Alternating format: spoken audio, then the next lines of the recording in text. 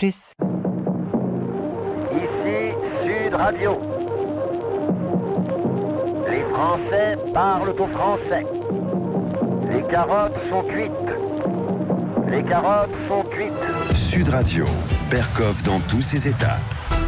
Chassé du pouvoir Manu Militari par l'armée française le 11 avril 2011, à l'issue de l'élection présidentielle contestée de novembre 2010 en Côte d'Ivoire, Laurent Gbagbo, l'ancien président de Côte d'Ivoire, a été accusé de crimes contre l'humanité devant la Cour pénale internationale de La Haye le 5 décembre 2011. Il vient d'être acquitté en début 2019 par cette même Cour internationale, complètement acquitté. Qu'est-ce qui s'est passé ? Sud Radio, Berkoff dans tous ses états. Le face-à-face. Et tout de suite, André Berkoff, on en parle avec votre invité, le journaliste François Mattei, auteur de ce livre « Libre pour la vérité et la justice » qui est justement écrit avec la participation de Laurent Gbagbo. C'est publié aux éditions Max Milo. François Mattei, bonjour. Bonjour. Alors dites-moi, qu'est-ce qui s'est passé ? Vous avez fait ce livre d'ailleurs très passionnant sur... effectivement, d'entretien avec Laurent Gbagbo dans sa prison, enfin notamment, et puisque... Depuis 2012, en prison. 2012, donc ça fait pratiquement 8 ans, enfin 7 ans. Bon. 7 ans.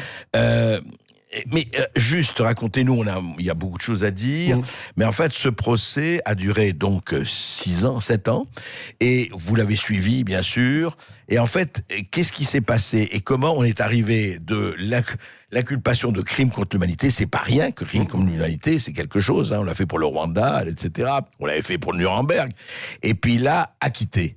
Qu'est-ce qui s'est passé et on n'a pas beaucoup de temps, mais enfin, on peut le raconter. Oui, c'est d'autant plus intéressant d'expliquer la genèse de tout ça, qu'il y a beaucoup d'ignorance en ce qui concerne les affaires africaines, et je dirais les affaires de la France en Afrique. De la France-Afrique, oui, d'accord. Enfin, entre autres. Il paraît qu'elle a disparu. D'accord. On s'aperçoit avec le cas, le dossier Gbagbo, qu'elle n'a pas disparu.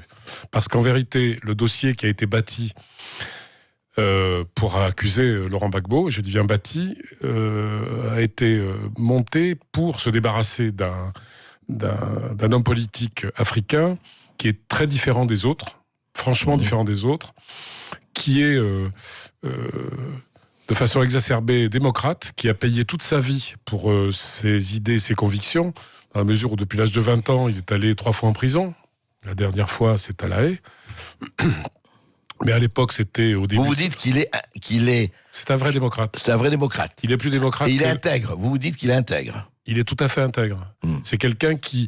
C'est pour ça que c'est très difficile d'expliquer ces choses-là à des gens qui ont une image du chef d'État africain. Ouais, des roitelets, etc. Du roitelet, qui a des appartements avenue Foch, parce que ces chefs d'État africains-là sont ceux que nous avons fabriqués. Je dis nous... Nous Français. Nous Français, nous la France. Quoi. Après la colonisation et au moment des indépendances, il fallait qu'on garde la main sur un certain nombre d'intérêts politiques, stratégiques, économiques, et puis pour garder notre grandeur et notre grandeur et nos marchés. Et nos marchés, oui. Non, puis notre grandeur au niveau par exemple, de notre présence en tant que membre permanent du Conseil de sécurité. Alors, il fallait qu'on se justifie. Alors, ce qui s'est passé, c'est que sur cette base-là, Gbagbo était très différent quand il est arrivé au pouvoir. Il voulait un rapport. Il est très francophile, il faut le savoir. C'est le plus francophile des chefs d'État africains. Il refuse de participer à des conférences en anglais. Il se fait traduire. Bon, il est passionné de littérature française, de politique française. C'est quelqu'un qui connaît la France et qui aime la France. Sa première femme était française, son fils est français, Michel. Bon, donc le problème, c'est qu'il voulait justement, partant des valeurs qu'il a acquises probablement en partie ici et par les enseignants français et blancs qu'il avait en Afrique, il croyait à nos valeurs. Aux Lumières, à la République. Il croyait à nos valeurs, à la liberté, à l'égalité, à la fraternité. Et alors, qu'est-ce qui s'est passé ? Et ce qui s'est passé, c'est que quand il est arrivé au pouvoir en 2000, on va faire très court, il s'est comporté comme un homme libre, à la tête d'un pays souverain, et croyant qu'il avait les prérogatives d'un chef d'État tel qu'on le conçoit en France. Indépendant, d'un pays indépendant, oui. Mais c'était pas le cas. Donc il s'est très vite heurté à l'Élysée. Parce qu'on dit la France, mais c'est l'Élysée. Chirac n'a pas supporté qu'il lui parle sur un ton d'égalité. Il y a eu des multiples scènes d'engueulade. Chirac disant vous faites ci, vous faites pas ça. Gbagbo lui répondant je suis chef de l'État, chef des armées, je dirige mon pays comme on l'entend. Ça s'est encore aggravé avec Sarkozy, qui lui en plus racontait tout ça d'ailleurs. Oui, qui en plus avait une amitié très très forte et a toujours une amitié très forte avec l'actuel président de Côte d'Ivoire, Alassane Ouattara. Et donc, il a, disons, favorisé son ami Ouattara. Il s'en cache pas, et Ouattara ne s'en cache pas non plus. Et aujourd'hui, d'ailleurs, Nicolas Sarkozy, il faut le savoir, est missionné par la Côte d'Ivoire pour des choses, des missions économiques, notamment au Qatar. Donc, vous voyez, tout ça fonctionne très bien entre amis. Et Gbagbo ne s'est jamais inscrit là-dedans. Gbagbo n'est ni franc-maçon, ni il a été à l'international socialiste, ils en ont plus voulu parce qu'il est trop indépendant.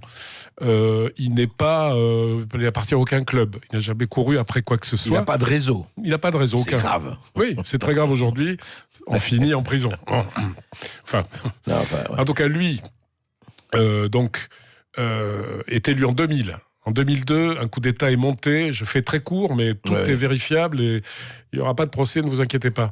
Un coup d'État est monté contre lui à partir du Burkina Faso voisin, financé par Alassane Ouattara, il y a des preuves, et armé et accompagné par des militaires français, et il y a des preuves. Donc, c'est plus contesté. Donc, le coup d'État se fait, il y a beaucoup de morts, on parle des morts aujourd'hui victimes. Les rebelles envahissent le nord du pays, occupent 60% du territoire. Ça a duré 10 ans, cette occupation. Et massacrent tout le monde. Enfin, il y a eu des massacres de masse qui sont tout à fait documentés. Et Gbagbo résiste à ça. Et ensuite, réussit à faire la paix avec les rebelles. Je le signale parce qu'il a fait un nombre incalculable de conférences avec les rebelles.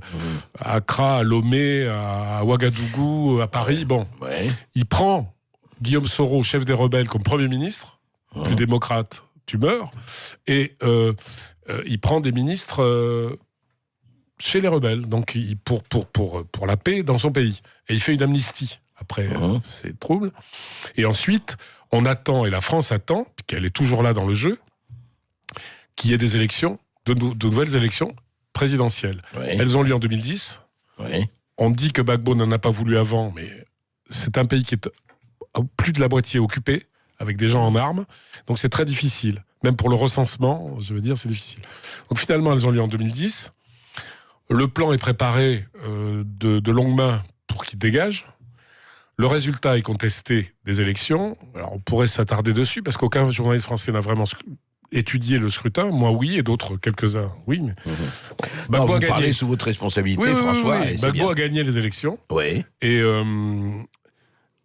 l'ONU a décidé que non. Parce que je ne connais pas de pays où c'est l'ONU qui prend la place du Conseil constitutionnel pour valider le Parce qu'il a trouvé, l'ONU a trouvé que les élections étaient truquées, que les scrutins étaient truqués, etc.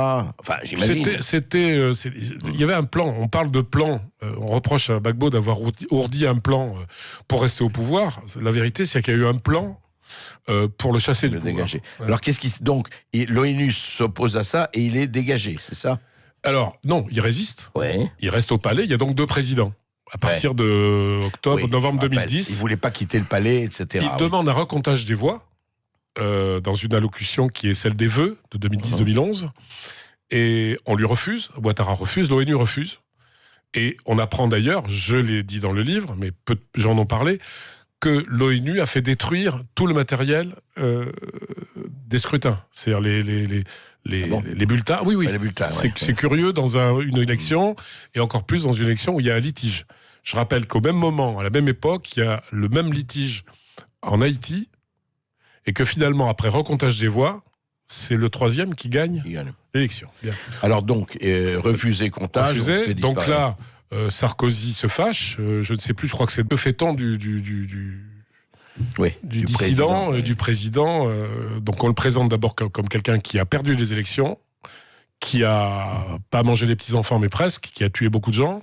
Oui, c'est là où les crimes contre l'humanité, on dit il est coupable d'atrocités, etc., etc. Pour avoir résisté, il a créé un désordre qui a engendré, etc. On oublie toute la partie adverse qui a massacré. Donc, on le transfère d'abord dans une prison dans le nord du pays, ou dans une maison, une cabane, sans voir le jour pendant 8 mois. Il a failli mourir.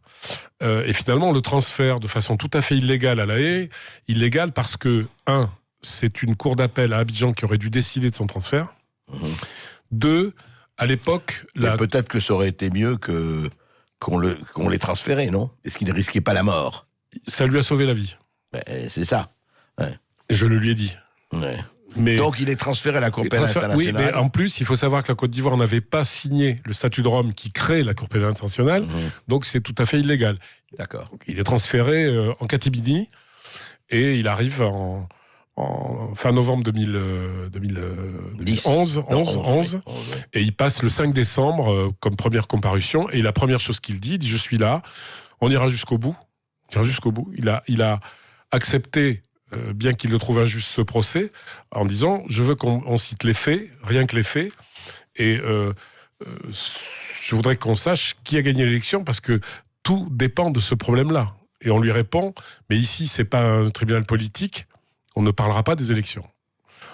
Et là, on fabrique un dossier de charge. Quand je dis qu'on fabrique, on va en parler, si vous voulez, après. Alors justement, non, parce qu'on a malheureusement, on pourra en parler pendant des heures, mais on a peu de temps. Ce que je voudrais savoir, c'est que quand vous dites, François Mattei, vous êtes journaliste, vous êtes journaliste professionnel, vous savez ce que c'est que je ne dis pas la neutralité, parce que je ne crois pas à la neutralité, mais une certaine objectivité. Oui. Quand on dit, est-ce qu'il n'y a aucune charge, parce que quand on accuse quelqu'un, je redis, de crime contre l'humanité, c'est pas rien. Et vous dites, c'est faux, il n'y a pas aucune charge vraiment de ce genre ne pèse contre Laurent Gbagbo. Alors, je vais vous dire une chose.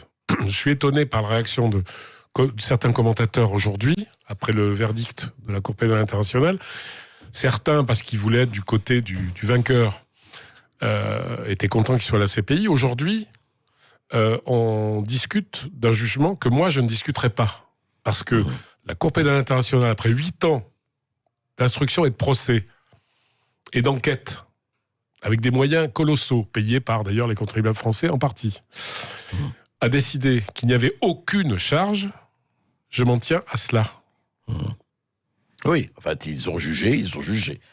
Et là, aujourd'hui, est-ce que, juste un mot, est-ce que ça arrête toute poursuite, ou il y a encore, qu'est-ce qui va se passer là, à partir du moment de cette décision, et qui effectivement est importante, et votre livre qui est vraiment elle est historique, parce que un Africain noir qui est acquitté après ce que Gbagbo considère comme non pas comme un procès, mais comme un combat politique, la continuation de son combat politique, par la justice internationale.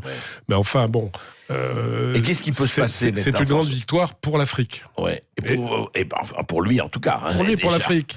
Et dites-vous bien qu'il a acquis une stature, les gens seront étonnés quand il va rentrer en Côte d'Ivoire, qui peut être légale de celle de Mandela. Si ça choque, les gens verront ce qui va se passer. Alors écoutez, ça, on suivra avec vous. Juste un mot. Qu'est-ce qui se passe très concrètement, techniquement?